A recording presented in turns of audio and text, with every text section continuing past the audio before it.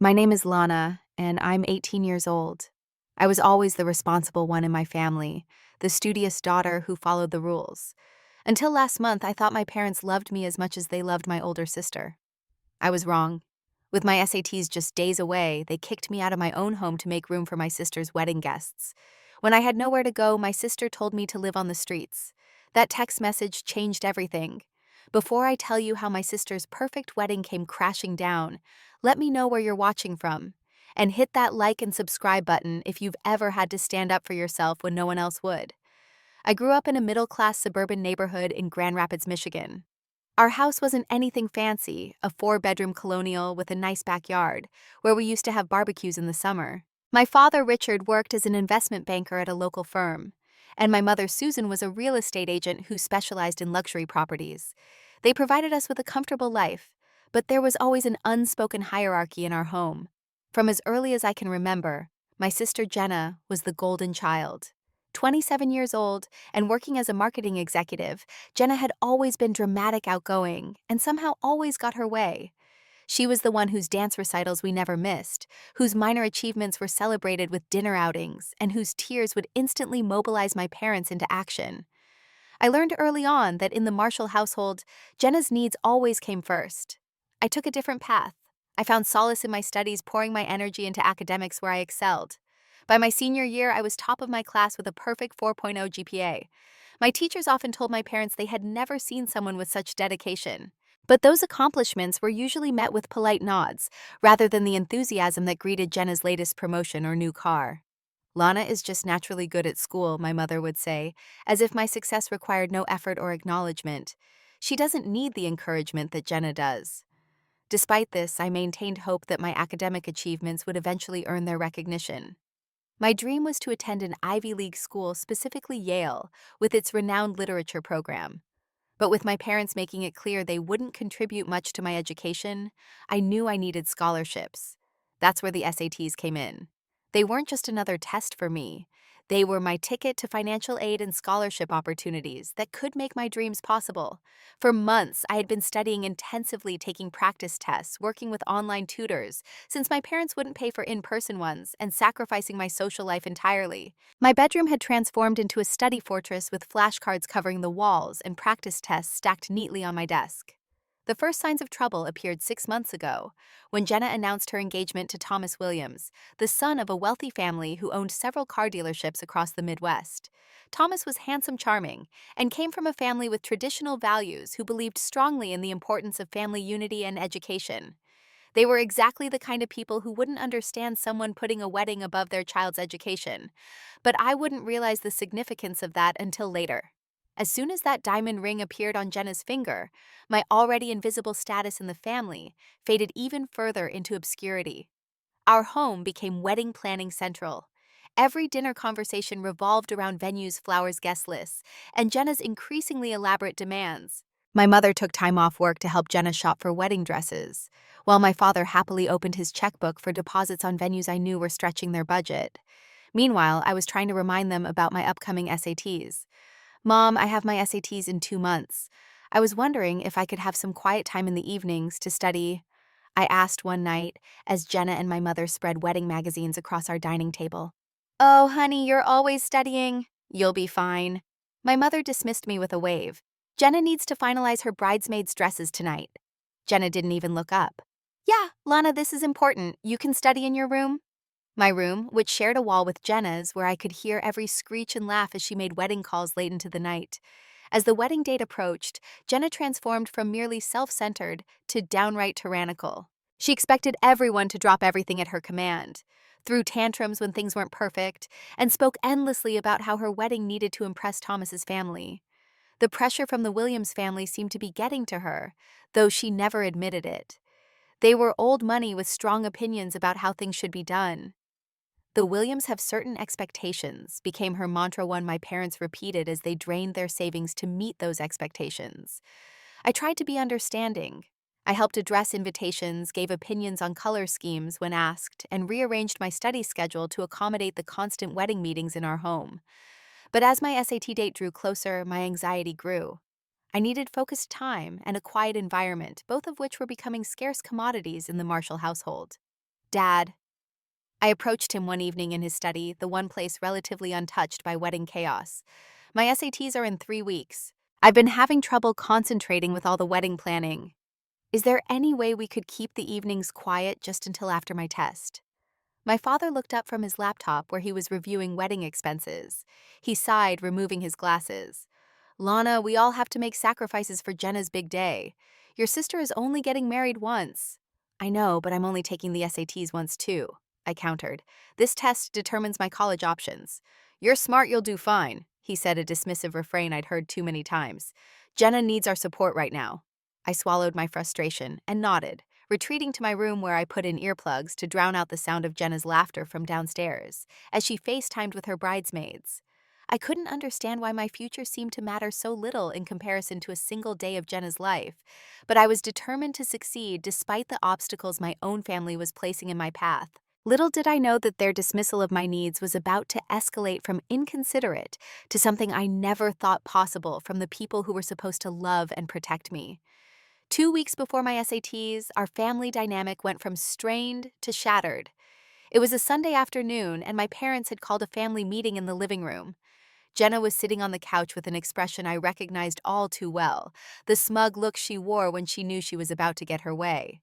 We need to discuss some changes to the wedding week arrangements. My father began exchanging glances with my mother. My mother took over, her voice overly bright. Jenna just heard from Thomas's family. It turns out more relatives are coming in from out of town than expected. They'll need places to stay. I nodded absently, highlighting passages in my SAT prep book. This didn't seem to concern me. Jenna cleared her throat dramatically. The thing is, we need more space in the house. Thomas's aunt and uncle are older and need the guest room, and his cousins will need somewhere to sleep too. My father looked at me directly now. Lana, we need you to temporarily move out of your room for the week before the wedding. My highlighter froze mid-stroke. What? Where am I supposed to go? We thought you could stay with a friend, my mother suggested. Just for a week or so. I closed my book slowly, trying to process what they were saying. My SATs are that Saturday. I need a quiet place to study that whole week. It's just one test, Jenna interjected. You can study anywhere. The casualness with which she dismissed the most important exam of my life made my blood boil. It's not just one test. It's the test that determines my college options and scholarship opportunities. My father raised his hand to silence me. Lana, this is a special circumstance.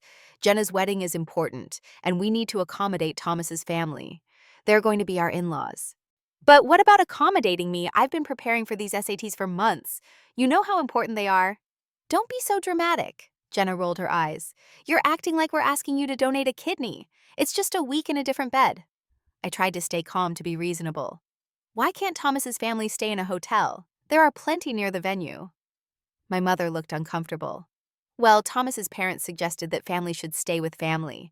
It's important to them, and we want to make a good impression. What about making a good impression on colleges? What about my future? My voice cracked slightly. Oh, please, Jenna scoffed. Like you need help with that. You're the perfect student already. That's because I work hard and need the right environment to study, I insisted. Can't they stay with other relatives? What about Aunt Marge? She has that big house with empty rooms since the twins left for college. She's already hosting the bridesmaids, my father said firmly. Lana, this isn't up for discussion. We need you to make this sacrifice for your sister. The unfairness of it hit me like a physical blow. So my education means nothing compared to Jenna's wedding. Don't put words in our mouths, my mother said sharply. We're just asking you to be flexible for a special occasion. The way Jenna is being flexible about my needs, I countered. Jenna's expression changed instantly. Her eyes welled up with tears, a tactic I'd seen her use countless times. I knew you would try to ruin this for me. This is supposed to be the happiest time of my life, and you're making it all about you. My parents immediately shifted to comfort mode. My father patted Jenna's shoulder, while my mother shot me a disapproving look. Now look what you've done, she scolded. Jenna is under enough stress planning this wedding. And I'm not under stress with my future on the line. I stood up, my prep book clutched tightly. I can't believe you're doing this to me. 2 weeks before the most important test of my life, you're kicking me out of my own home. We're not kicking you out, my father said sternly. We're asking you to stay with a friend temporarily. And if I can't find someone, I challenged. You have plenty of friends, my mother said dismissively. I'm sure someone will help. The argument escalated as I continued to plead my case. I suggested alternatives, compromises, anything to avoid displacement right before my SATs. Maybe Thomas's relatives could stay at his place. Perhaps they could convert the basement. But each suggestion was shot down often, with Jenna adding theatrical sobs about how I was trying to sabotage her special day. By the end of that family meeting, an ultimatum had been delivered: find somewhere else to stay for the wedding week, or be prepared to give up my room anyway. There was no consideration for my needs, no acknowledgement of the importance of my exam.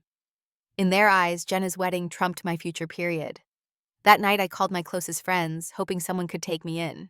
To my dismay, most had legitimate reasons they couldn't help. Sarah's family was renovating their spare room. Madison was leaving for a family vacation that week. Jason's parents weren't comfortable having a girl stay over. With each rejection, my panic grew. Extended family wasn't an option either. They had all been enlisted for wedding duties or were hosting other guests. My grandparents were too far away to commute to the test center. It seemed like everyone in my life had been absorbed into the black hole that was Jenna's wedding. I lay in my bed that night, the bed I was expected to surrender, and cried silently into my pillow. The betrayal cut deep. Not only were my parents choosing Jenna over me again, but they were actively harming my chances at the future I'd worked so hard for. For the first time, I wondered if they had ever truly loved me the way they loved her. 1 week before my SATs, the situation deteriorated further. Thomas's relatives started arriving earlier than expected, and suddenly my personal space was under immediate threat. I returned from school to find my mother and Jenna in my room rearranging my belongings. "What are you doing?"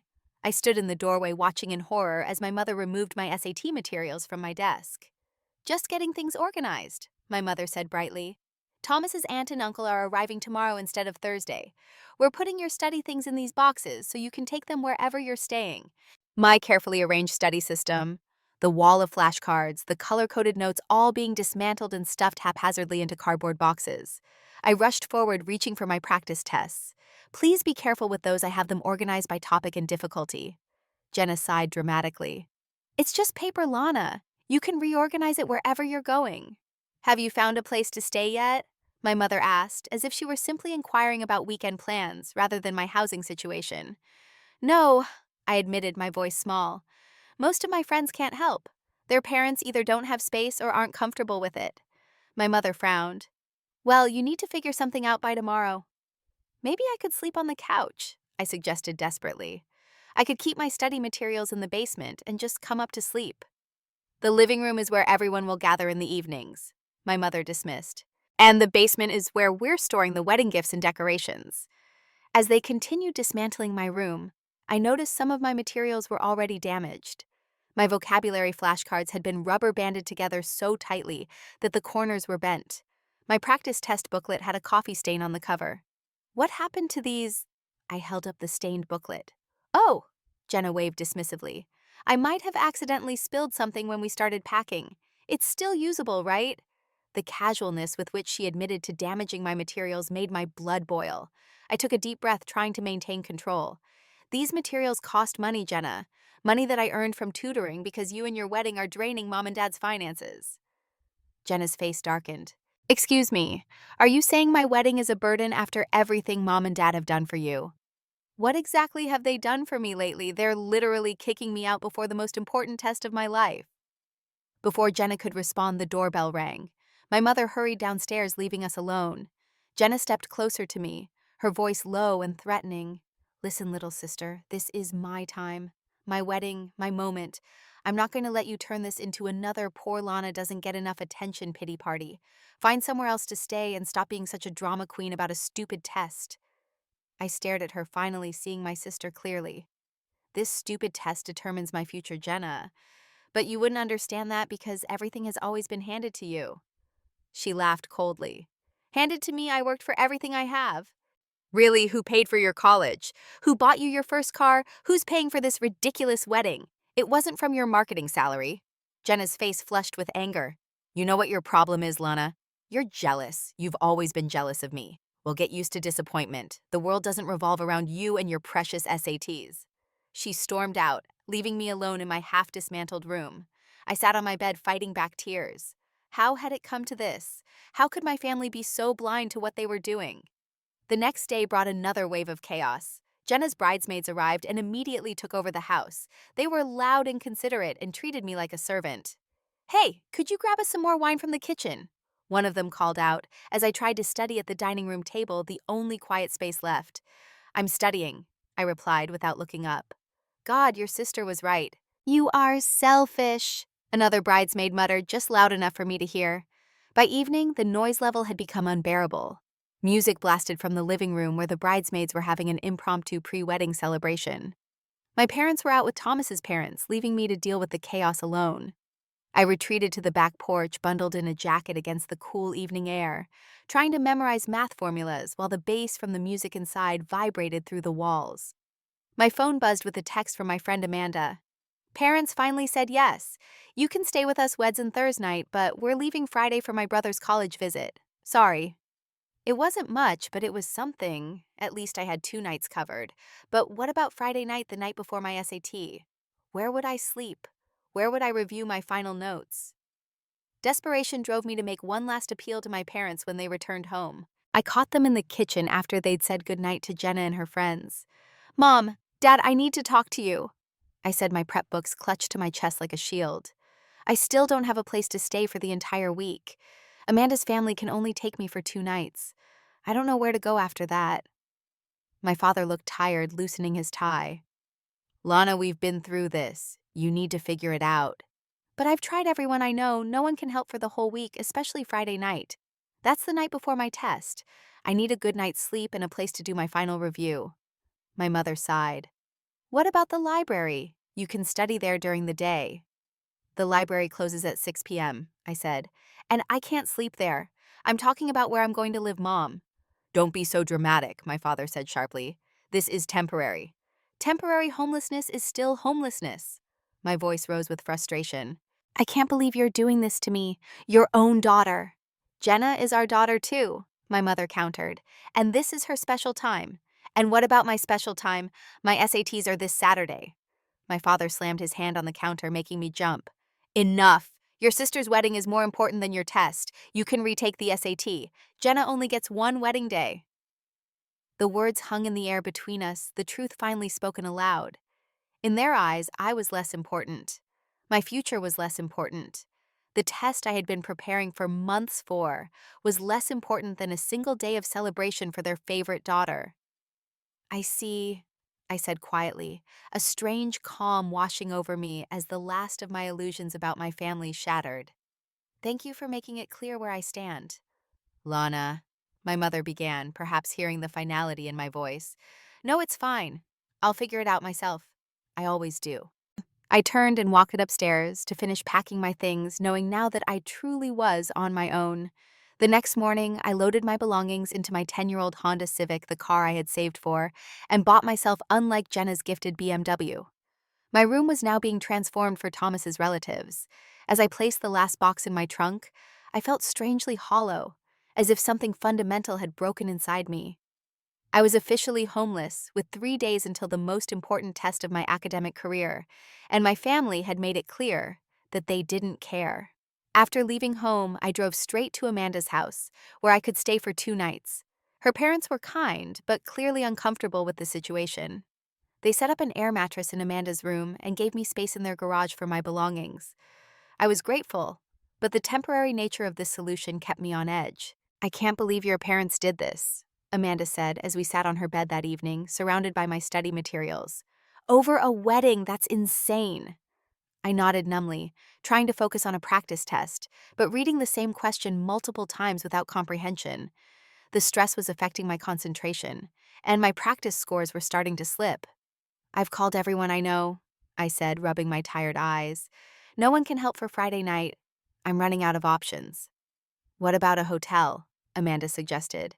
I checked. There's a conference in town plus Jenna's wedding. Everything affordable is booked, and I only have about $200 saved. Amanda's family was kind, but they couldn't extend their hospitality because they were leaving town Friday morning for her brother's college visit. By Thursday afternoon, the countdown to homelessness had begun again. I reached out to my school counselor, Ms. Parker, explaining my situation. She was appalled but limited in how she could help. The school can't officially get involved in family matters like this, she explained during our meeting. But I can offer you the study room here until 5 p.m. on Friday. After that, the school closes for the weekend. Thank you, I said, grateful for even this small assistance. Every little bit helps. Lana, she hesitated, have you considered talking to Child Protective Services? What your parents are doing could be considered neglect. I shook my head quickly. I'm 18, technically an adult, and I don't want to create a bigger mess right before my test. I just need to get through the next 2 days. She looked concerned but nodded. Keep me updated, please, and come early Saturday. I'll be here to drive you to the test center myself. Thursday night, my last at Amanda's house, I lay awake on the air mattress, anxiety gnawing at my stomach. Where would I go tomorrow? The library until closing time. Then what? The thought of sleeping in my car terrified me. It wasn't just about comfort. It was about safety. Friday morning arrived with cruel brightness. I hugged Amanda goodbye as her family loaded their car for their trip.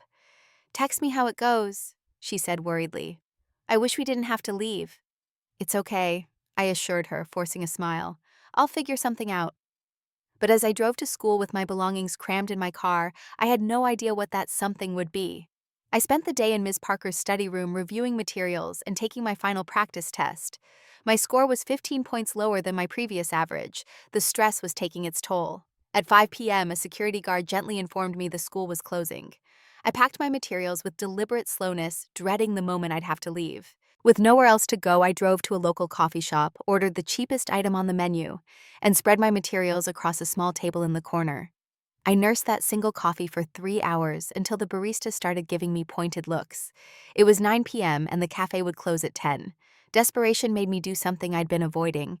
I texted Jenna, I know you're busy with wedding stuff, but I'm in a really bad situation. I don't have anywhere to stay tonight, and my SAT is tomorrow morning.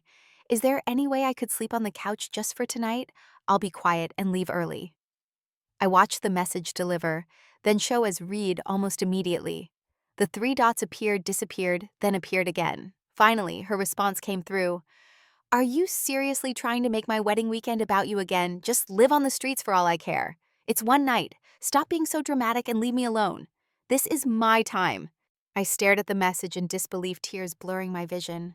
My own sister, my own flesh and blood telling me to live on the streets. I took a screenshot of the conversation, something I did instinctively, not yet knowing how important that evidence would become. At 10 p.m., the cafe closed, and I found myself sitting in my car in the parking lot, utterly alone.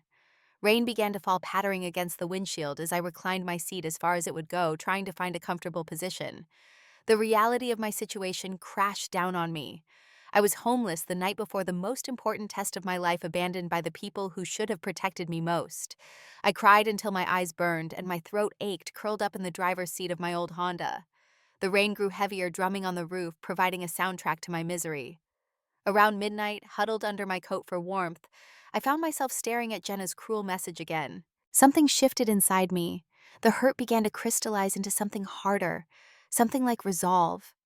My entire life I had accepted being second best, had swallowed my needs, had played the role of the understanding daughter. And where had it gotten me? Sleeping in my car before my SATs while my sister celebrated her wedding with the full support of my parents. For the first time, I allowed myself to feel the full extent of my anger. I was done being the family doormat, done sacrificing my needs for Jenna's wants, done pretending this treatment was normal or acceptable. As I drifted into an uneasy sleep interrupted by uncomfortable positions and the occasional car passing by, I made a decision. After my test tomorrow, things would change. I didn't know how yet, but I would no longer silently accept being treated as less worthy than my sister. What I didn't realize was that the opportunity to stand up for myself would come much sooner than I expected, and the consequences would be far more dramatic than I could have imagined. I woke up the next morning with a stiff neck and aching back after sleeping in my car. The clock on my dashboard read 5:30 a.m. My SAT was scheduled for 8:00 a.m., and I had planned to use these early morning hours for a final review of key concepts. But as I tried to focus on my study materials, my mind kept drifting back to Jenna's cruel text. Just live on the streets for all I care. The words had burrowed deep, festering in my heart through the uncomfortable night. I pulled out my phone and reread the entire exchange. Something in me had fundamentally changed. The hurt was still there, but it was now overshadowed by a cold clarity. This wasn't just about me being inconvenienced. This was about a pattern of cruelty and favoritism that had defined my entire life. Thomas hadn't seen this side of Jenna.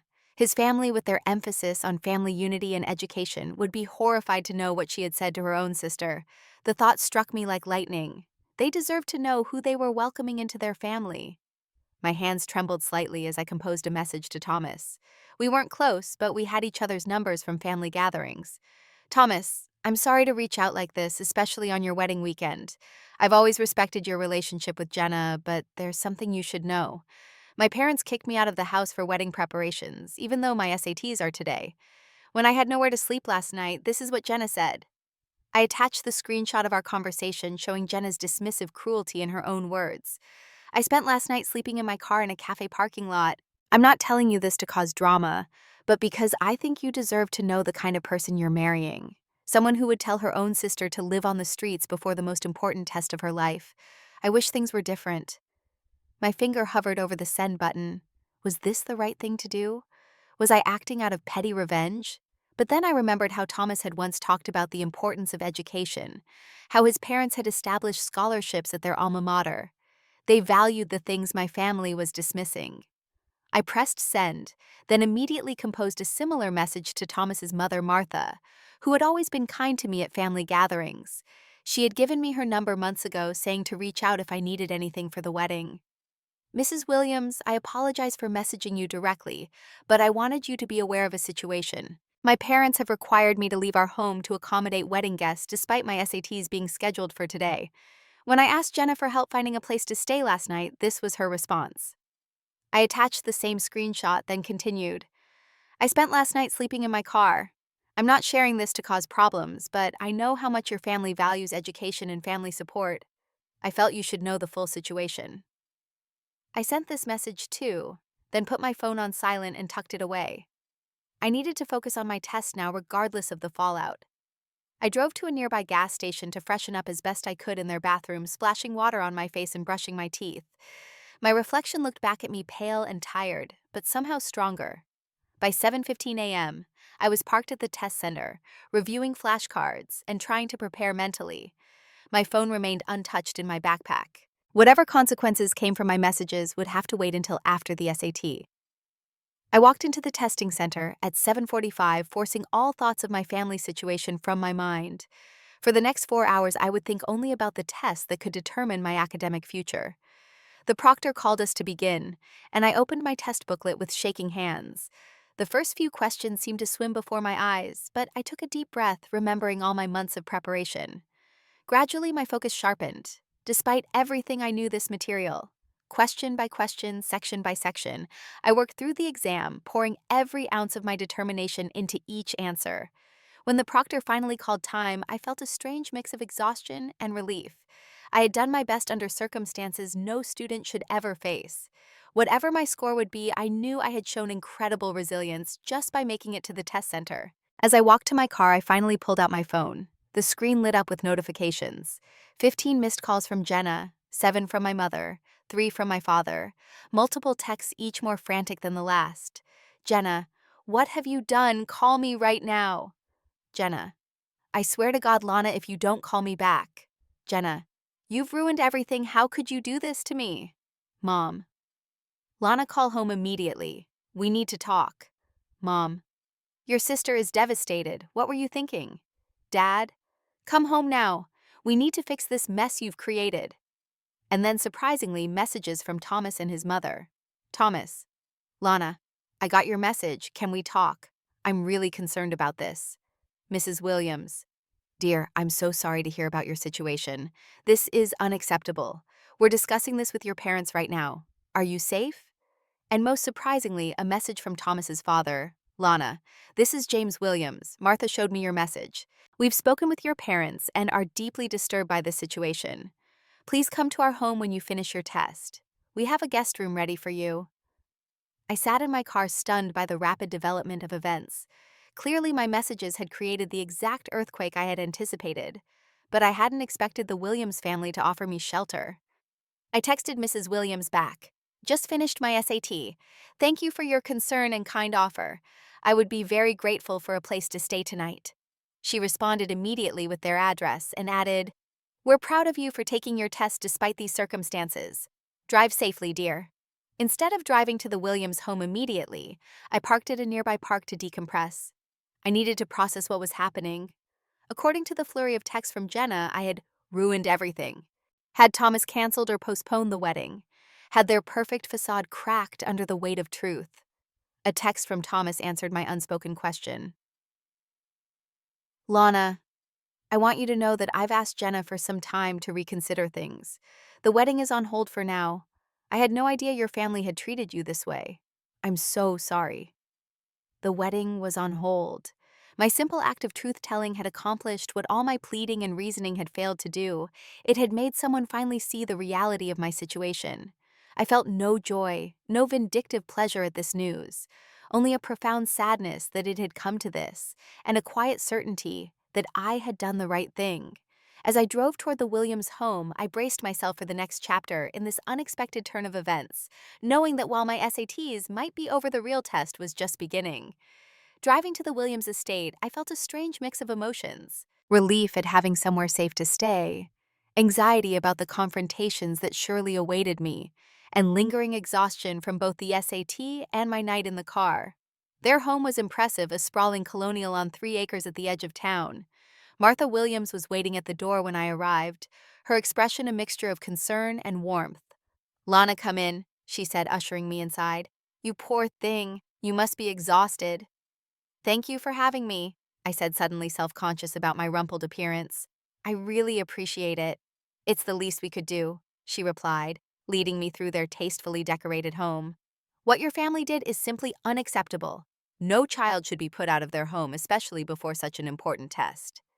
She showed me to a guest room that was larger than my bedroom at home, with a private bathroom attached. "Make yourself comfortable. Rest. We can talk later when you're ready." I thanked her again, fighting back tears at this unexpected kindness. After she left, I took a long hot shower, washing away the discomfort of the previous night. Wrapped in the plush robe provided, I checked my phone again. More missed calls, more angry texts. I silenced them all, needing space from my family's fury. I must have fallen asleep because I woke to a gentle knock on the door.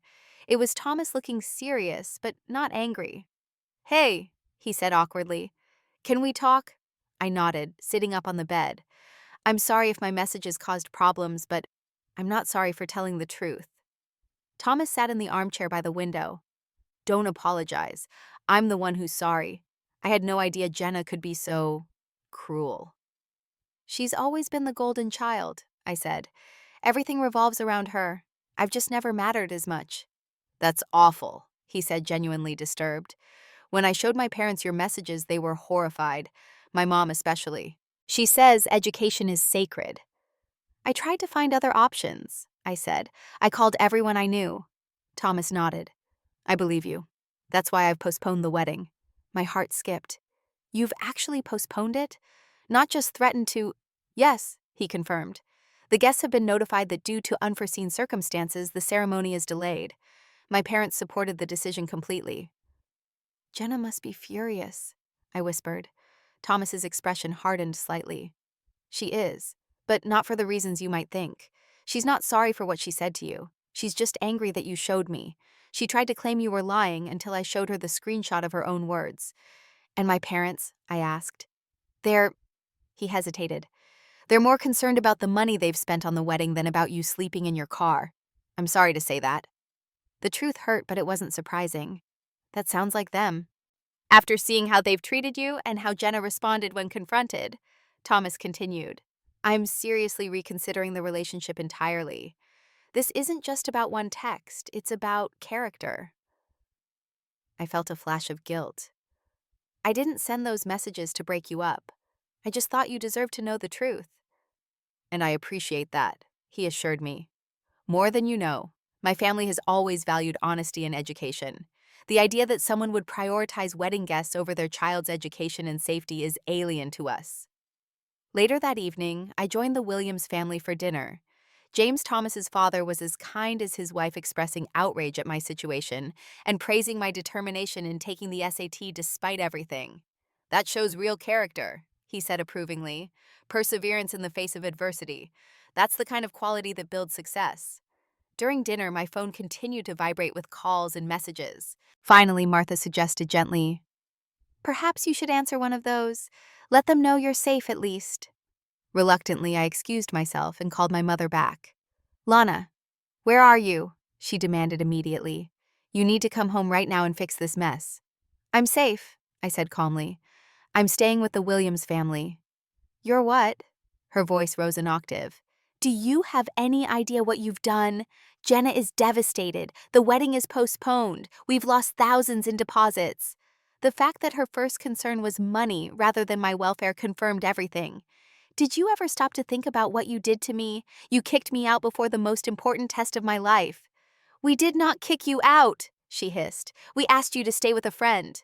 And when I couldn't find one, when I told you I had nowhere to go, you still chose wedding guests over your own daughter." "You're being dramatic," she dismissed. "It was one night that I spent sleeping in my car." My voice cracked. "And when I asked Jenna for help, she told me to live on the streets." Those were her exact words, Mom. "She was stressed about the wedding," my mother defended. "She didn't mean it." "She meant it," I said firmly. "And now Thomas and his family know exactly who she is, who all of you are." The conversation deteriorated from there, with my mother alternating between demanding I come home and blaming me for ruining Jenna's special day. My father eventually took the phone and tried a different approach, his voice stern with controlled anger. "Lana, you will apologize to your sister, and you will tell Thomas and his family that you exaggerated. We've spent a fortune on this wedding, and you have no right to interfere." "I have the screenshots, Dad," I said quietly. "I didn't exaggerate anything, and I won't lie to protect Jenna anymore." He switched tactics again, this time offering a bribe. "If you fix this, we'll help pay for your first semester of college, whatever school you want." The transparent attempt to buy me off was the final straw. My education suddenly matters now that Jenna's wedding is in jeopardy. "No thanks. I'd rather earn scholarships than take money with those kinds of strings attached." I hung up, hands shaking but oddly calm inside. For the first time in my life, I had stood up to my parents without backing down. When I returned to the dining room, the Williams family tactfully avoided asking about the call, instead steering the conversation to my college plans. They seemed genuinely interested in my academic goals, something my own family rarely showed. Later that night, as I lay in the comfortable guest bed, my phone buzzed with a text from Thomas. "Just wanted you to know that after talking more with Jenna today and seeing how she and your parents responded to all this, I've decided to end the relationship. The wedding isn't just postponed anymore, it's canceled. I'm sorry if this causes you more difficulty with your family, but thank you for helping me see the truth before I made a huge mistake."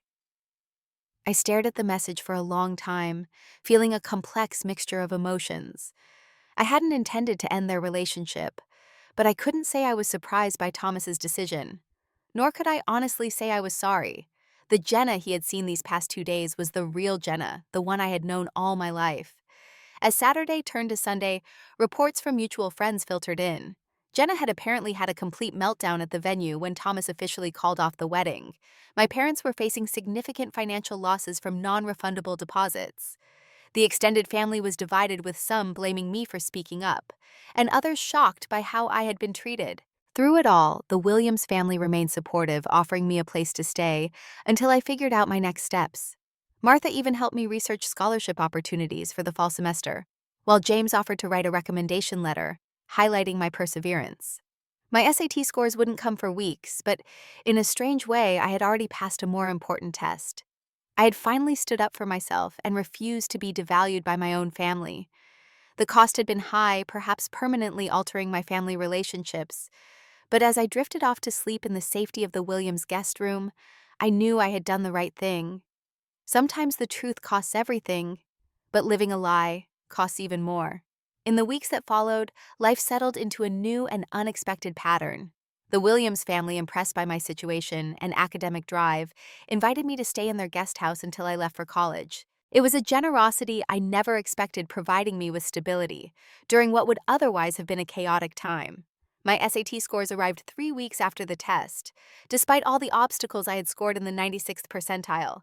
Not my absolute best based on practice tests, but more than enough to qualify for the scholarship programs I was targeting.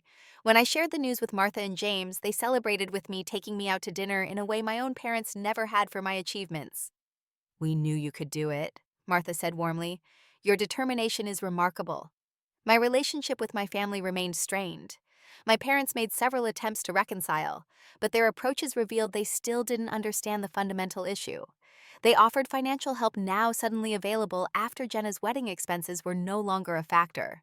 They suggested I could move back home, presenting it as a generous offer, rather than what should have been my right all along. What they never offered was a genuine apology or acknowledgement of how deeply they had hurt me. In their narrative, I had overreacted to a reasonable request and vindictively ruined my sister's wedding. The fact that they still couldn't see the injustice of their actions made true reconciliation impossible. Jenna was even less inclined toward making amends. She blocked me on all social media and told mutual friends I was dead to her. The dramatic proclamation was quintessential Jenna turning herself into the victim of a story where she had been the perpetrator. Thomas surprisingly remained in touch, not romantically, of course, but as a supportive friend. He too had experienced the fallout of standing up to toxic behavior with some of his friends, questioning why he would call off a wedding over family drama. "I didn't cancel because of drama," he explained when we met for coffee one afternoon. "I canceled because I saw a side of Jenna I couldn't unsee. The way she treated you, her own sister, over something as important as your education. I realized that's how she would treat our children someday if they inconvenienced her." His insight was painfully accurate. The patterns established in my family would have continued into the next generation had Thomas not recognized the red flags. As spring turned to summer, I focused on my future. With my SAT scores and strong academic record, I received acceptance letters from several excellent universities, including my dream school, Yale. The financial aid packages were substantial, though not complete. Martha and James, without my knowledge, contacted their alumni network and helped secure additional scholarship funding. "Consider it an investment in the future," James said when I tried to express my gratitude. "The world needs more young people with your integrity and determination." With my housing and educational future secure, I had the space to process the emotional impact of everything that had happened. The Williams family recommended a therapist who specialized in family trauma, and those weekly sessions became crucial to my healing journey. "What you experienced was parentification and scapegoating," Dr. Melanie explained during one session. "You were expected to be more mature and accommodating than your sister, despite being younger, and you were blamed when you finally stood up for yourself." Understanding the dynamics at play helped me move past the guilt that sometimes surfaced. I hadn't destroyed my sister's wedding out of spite. I had simply revealed the truth after years of enabling dysfunctional behavior. By August, I was preparing to leave for college. My parents made one final attempt at reconciliation, inviting me to dinner at a neutral restaurant. The conversation was strained, with my mother making surface-level inquiries about my college plans, while my father maintained an uncomfortable silence. "We want you to know that we love you," my mother said eventually, "and we hope you can put this wedding business behind us." "It was never about the wedding," I replied calmly. "It was about how easily you discarded me and my needs. It was about years of treating Jenna as more important than me." "That's not fair," my father finally spoke. "We never meant to make you feel less important." "Intent doesn't change impact," I said, repeating a phrase I had learned in therapy. "You might not have meant to hurt me, but you did, repeatedly. And you still haven't acknowledged that what you did was wrong." They exchanged glances, clearly uncomfortable with my newfound ability to articulate my feelings without backing down. "Well," my mother said after an awkward silence, "we're still your parents and we'll always be here for you." The irony of that statement after they had literally left me homeless was almost laughable. But I recognized it as the closest thing to reconciliation they could offer at that point. "I appreciate that," I said neutrally. "But I need actions, not words. I need to see real change before I can trust again." That dinner ended without the tearful reunion they might have hoped for, but with a clearer understanding of my boundaries. I left knowing that healing our relationship would be a long process, if it happened at all. The day I moved into my college dorm was bittersweet. My parents didn't attend sending, instead a check with a brief note wishing me well. Martha and James helped me move in, treating me with the parental pride and support I had always craved from my own family. As I unpacked in my new room, my roommate Zoe asked about the family dropping me off. "Are those your parents?" she asked, having met the Williams briefly. "No," I answered, considering how to explain. "They're family friends who helped me when I needed it most."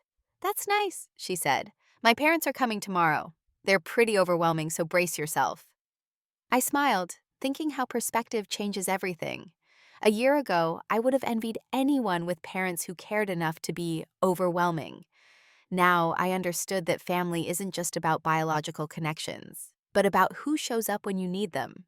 That first semester of college became a time of reinvention, free from the shadow of being Jenna's little sister, or the family afterthought. I discovered parts of myself I never knew existed. I joined the campus newspaper, made friends who valued my intelligence and perspective, and excelled in my classes without the constant background noise of family drama. During Thanksgiving break, I stayed on campus rather than going home, and Christmas was spent with the Williams family, who had become a surrogate family of sorts. Thomas was there too, with a new girlfriend who seemed kind and grounded in ways Jenna never was. There was no awkwardness, only a shared understanding of having narrowly escaped unhealthy relationships.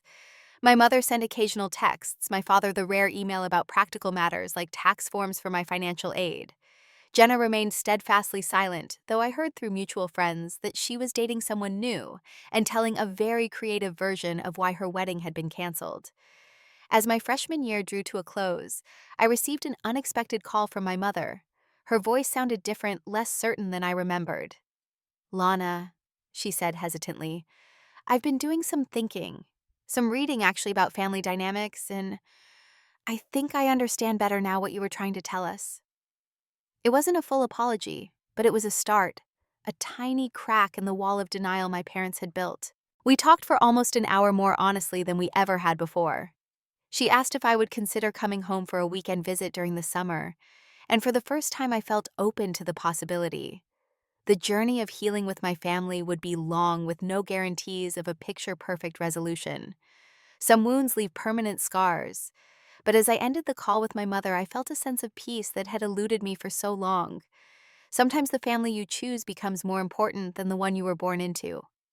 I learned that I deserved respect and support, and while losing my family's approval was painful, gaining my self-respect was worth it. The hardest battles often lead to the most important victories in life. Have you ever had to stand up to your family for something important to you? Let me know in the comments below. If this story resonated with you, please hit the like button and subscribe to hear more stories about finding strength during difficult times. And remember, sometimes the bravest thing you can do is simply tell the truth, even when it costs you everything. Thank you for listening, and I wish you the courage to stand up for yourself when no one else will.